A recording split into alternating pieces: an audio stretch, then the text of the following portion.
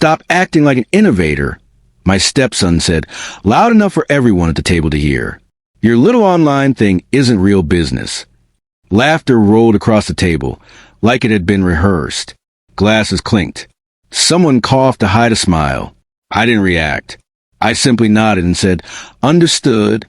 What none of them knew was that by the time dessert arrived, the decision had already been made.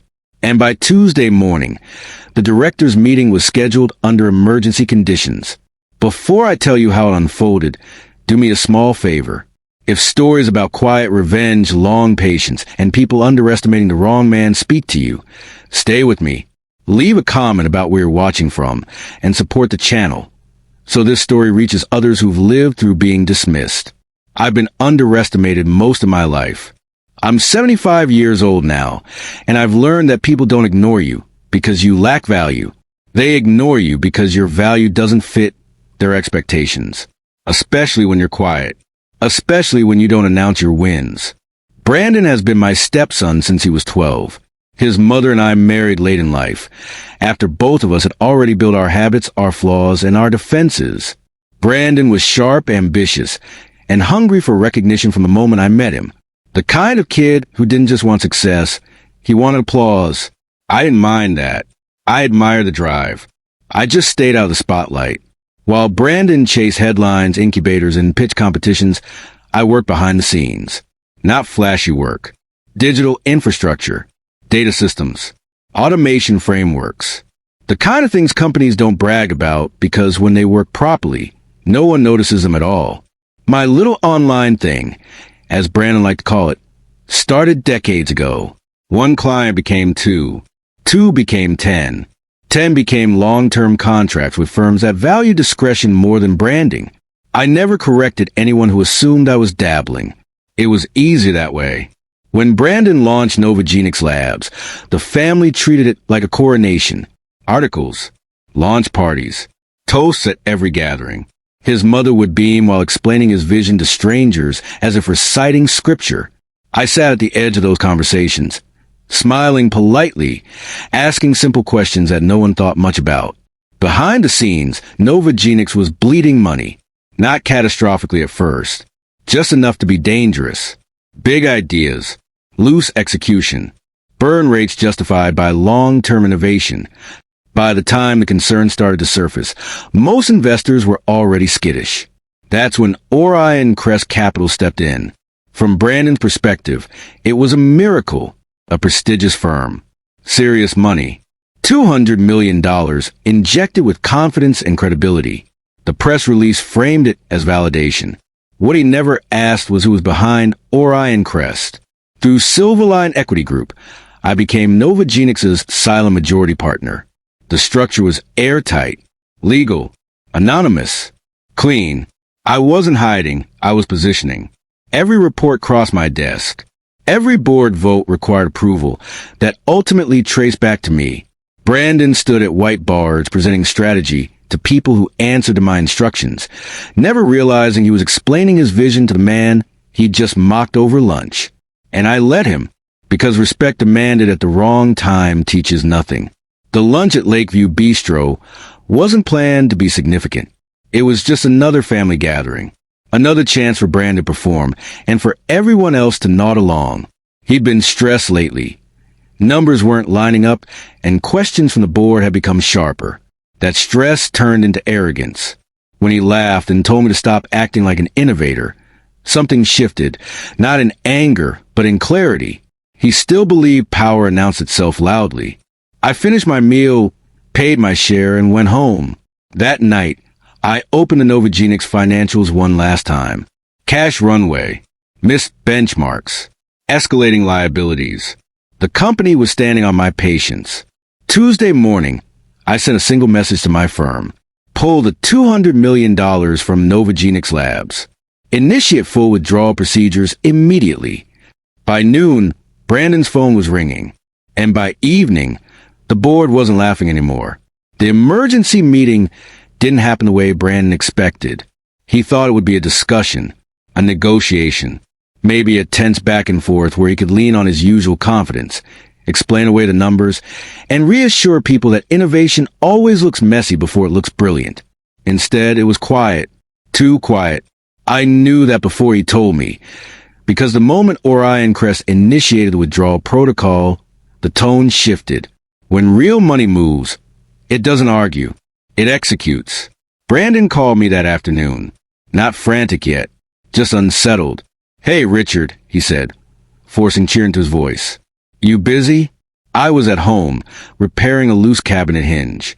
The same house, same tools, same slow pace I kept for years. "Just fixing something," I said.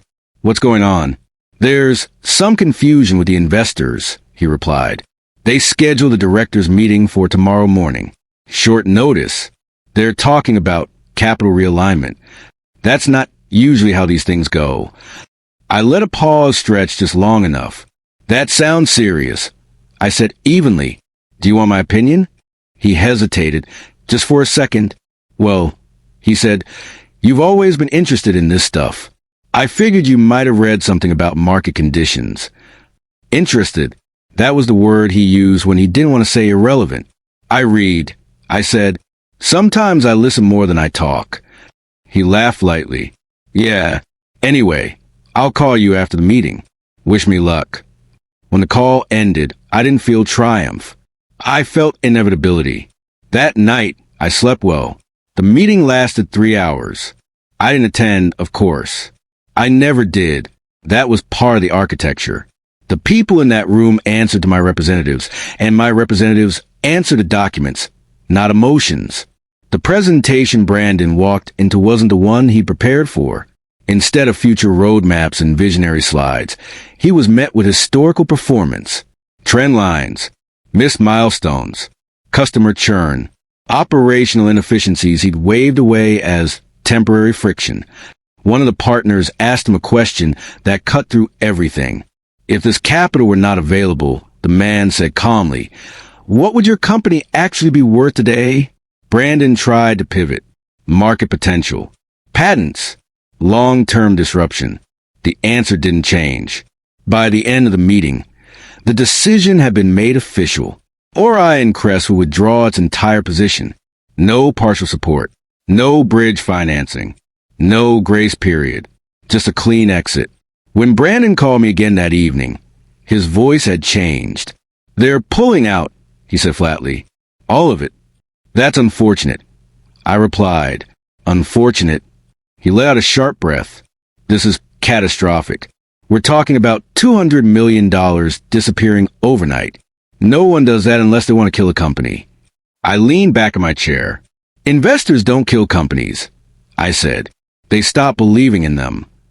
There was silence on the line. "They didn't even try to negotiate," he continued. "They acted like the decision had already been finalized before the meeting started." I smiled just a little. "Sometimes it is," I said. The next few days were chaos for him. For me, they were quiet. Calls flew between family members. His mother cried. His uncles suddenly had opinions about venture capital. People who couldn't explain a balance sheet were offering advice like they'd been waiting for this moment their entire lives. Brandon stopped sleeping. He showed up at my house unannounced 2 days later. Eyes rimmed red, hair uncombed, the confidence cracked just enough to reveal panic underneath.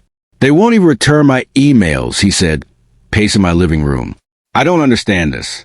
We hit every visibility metric. We're trending upward in awareness." "Awareness doesn't pay salaries," I said. He stopped pacing and looked at me, irritation flashing. "You wouldn't get it," he said automatically, then caught himself. "Sorry, I didn't mean—" "You did," I replied calmly. "And that's fine." He exhaled. "Look, I need help. Real help. Do you know anyone? Anyone at all who could step in with serious capital?" I considered him for a moment, not as a businessman. As a boy who'd grown up believing the world would clap if he spoke loudly enough.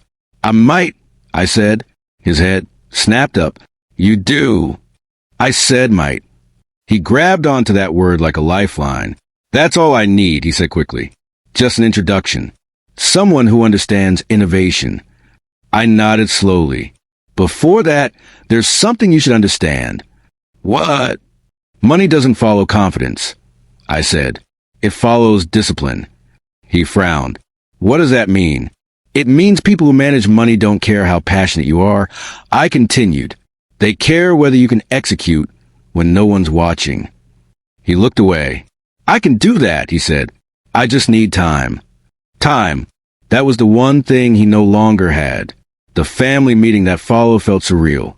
They gathered around Brandon like he was wounded, offering reassurance and excuses in equal measure. The narrative was already shifting. The investors were short-sighted. The market was volatile. Visionaries are always misunderstood. No one asked to see the numbers. No one asked why the lead investor walked away without blinking. At one point, Brandon gestured toward me. Richard's been following everything, he said. He might even know more than most of us. Several heads turned my way. I didn't deny it. I didn't affirm it either. What I know, I said, is that businesses fail quietly before they fail publicly. The room went still. That night, Brandon sent me a message. Can we talk tomorrow? Just you and me. I replied a single word. Yes. He arrived early. Nervous. Polite.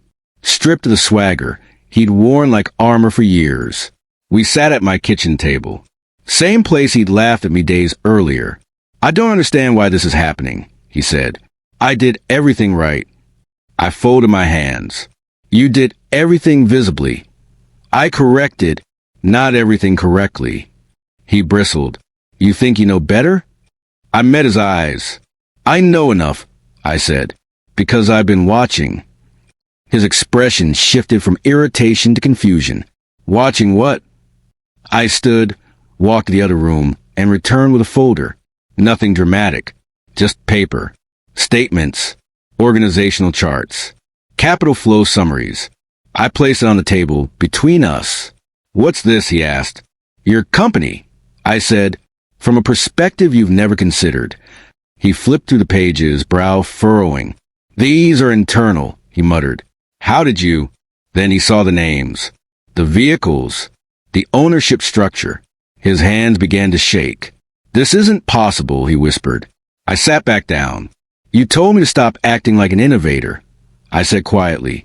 So, I did what innovators actually do.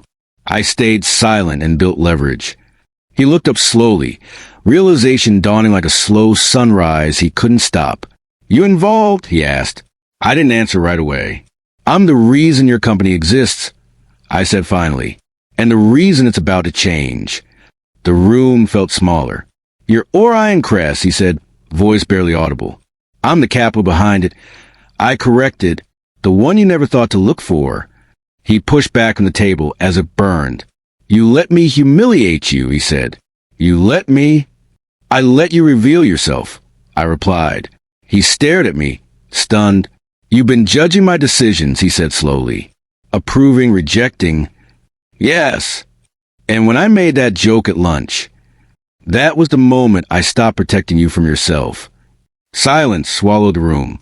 You pulled the money because of that? He asked, anger creeping in. No, I said. I pulled it because the company can't survive on ego. And because you needed to understand something. What? That pretending stops when consequences arrive. He sat down heavily, hands over his face. What happens now? He asked. I looked at him for a long moment. Now, I said, you learn what real innovation looks like when no one is laughing with you.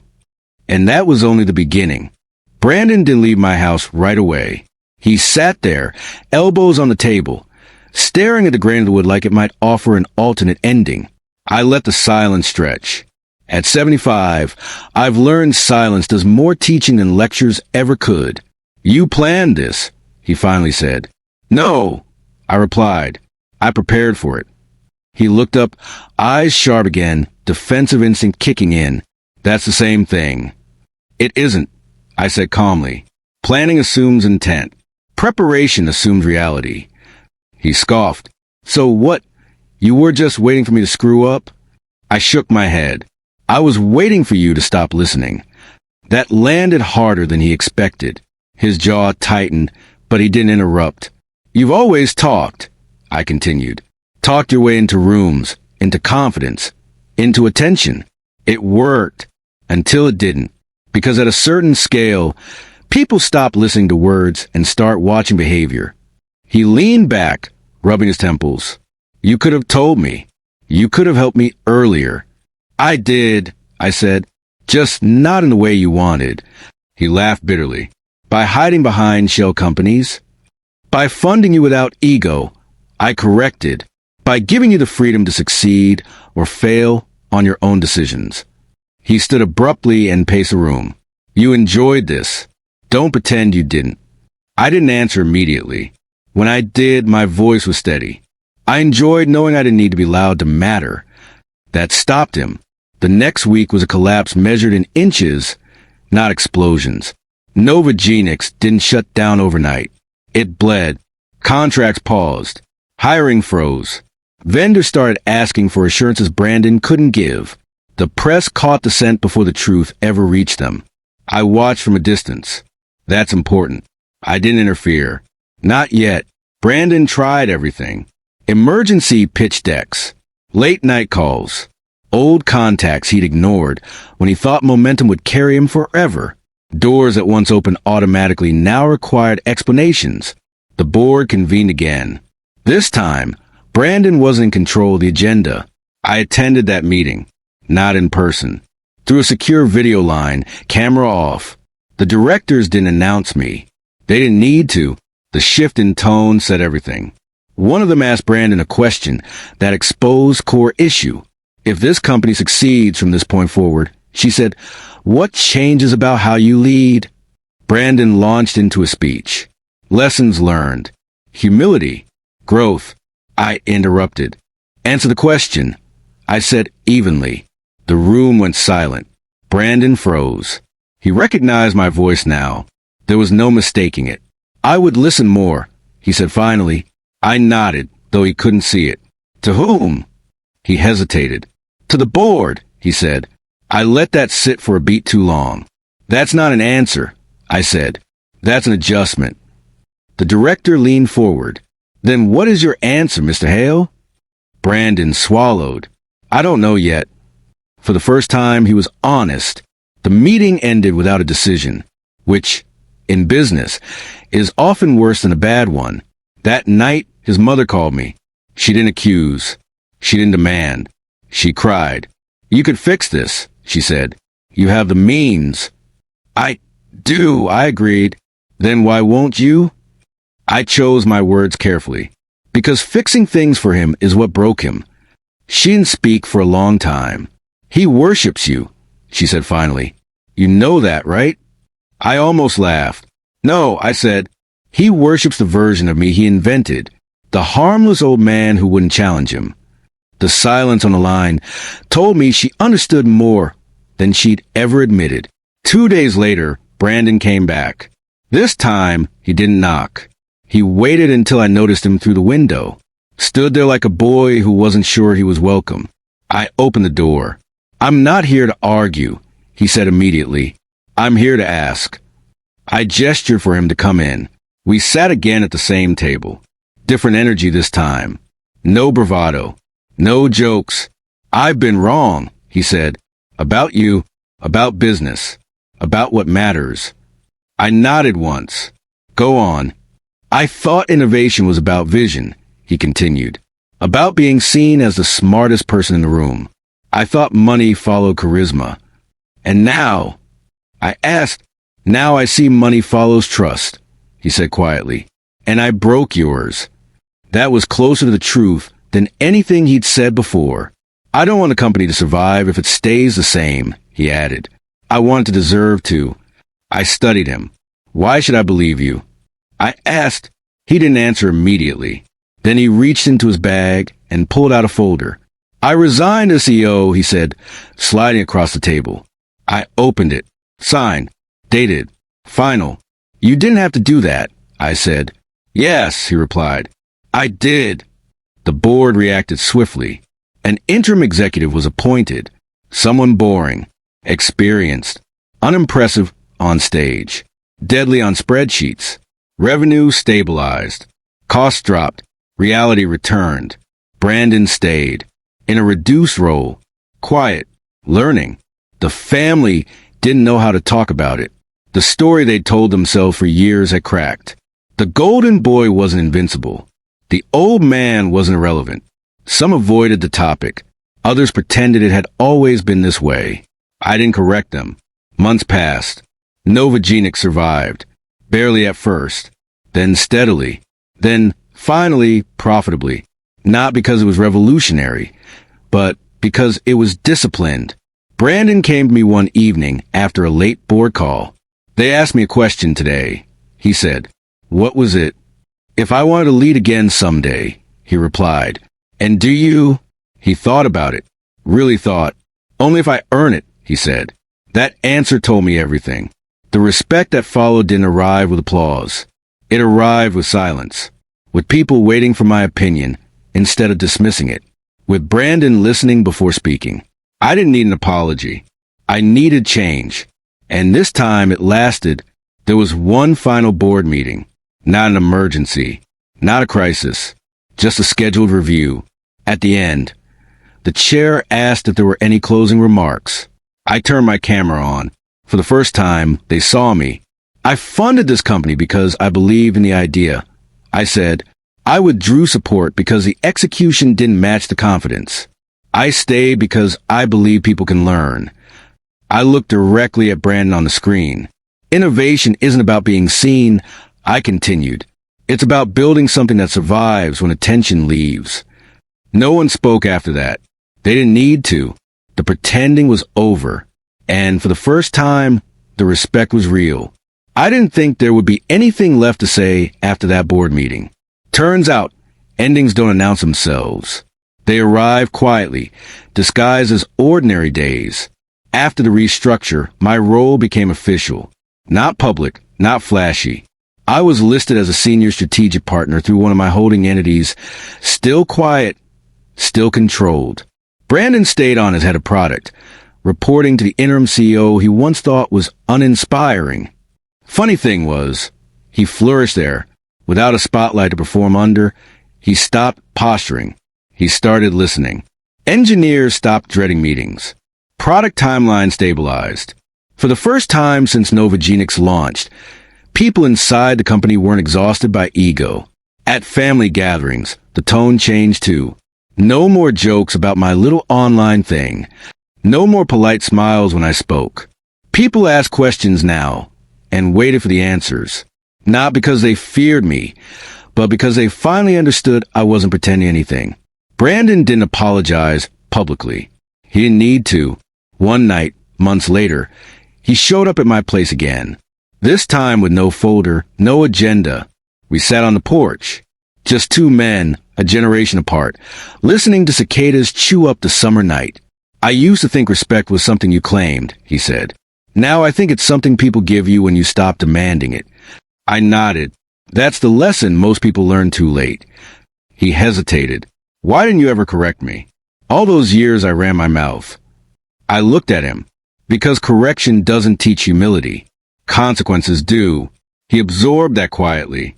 A year later, Novogenics was acquired. Not for headlines, not for hype, but for value. The buyers praised its discipline, its culture, its sustainable margins. Brandon wasn't the hero of the story anymore. He was something better. He was competent. At the closing dinner, one of the directors raised a glass and joked, "To innovation, real innovation, not the pretend kind." Brandon looked at me when he laughed. I didn't smile back. I didn't need to. After the acquisition, I stepped back completely.